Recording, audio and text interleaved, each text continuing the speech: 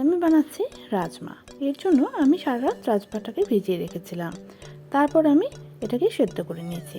তারপর মশলার জন্য নিয়ে নিচ্ছি পেঁয়াজ, রসুন, আদা, শুকনো লঙ্কা, জিরের গুঁড়ো, ধনের গুঁড়ো আর হলুদ। আর নিয়ে নিচ্ছি টমেটো। পেঁয়াজটাকে আমি বেরেস্তা বানিয়ে রাখবো আর রসুনটা আমি লাস্টে দেবো। মশলাটা তৈরি হয়ে গেছে। এরপর আমি সাদা তেলে ঘি ফোড়ন দিচ্ছি। তারপর পেঁয়াজটা ভেজে নিচ্ছি বেরেস্তার জন্য। তারপর ওই তেলের মধ্যে আমি জিরে ফোড়ন দিয়ে মশলাটা দিয়ে দিচ্ছি। এর মধ্যে আছে টমেটো, রসুন, পেঁয়াজ, আদা, শুকনো লঙ্কা, জিরের গুঁড়ো, ধনের গুঁড়ো আর হলুদ। ভালো করে আমি কষিয়ে নেব। কষানোর সময় এতে আমি 2 চামচ টমেটো কেচাপ দিয়ে দিচ্ছি। তারপর দিয়ে দিচ্ছি আমি লবণটা দিয়ে আমি ভালো করে কষিয়ে নিলাম।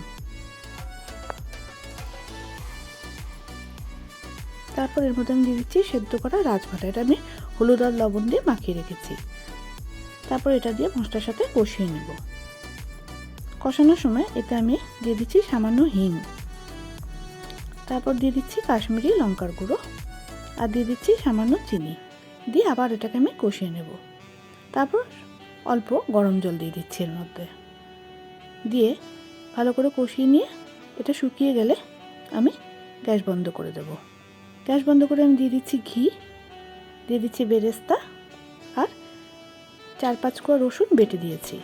তারপর দিয়ে দিচ্ছি গোলমরিচ গুঁড়ো, এভারেস্টের চিকেন মশলা আর দিয়ে দিচ্ছি কাসুরি মেথি আর দিয়ে দেবো এতে ধনেপাতা কুচি। সব উপকরণ আমি রাজমার সঙ্গে ভালো করে মিলিয়ে দিচ্ছি। এটাতে একটা খুব সুন্দর ফ্লেভার আসবে।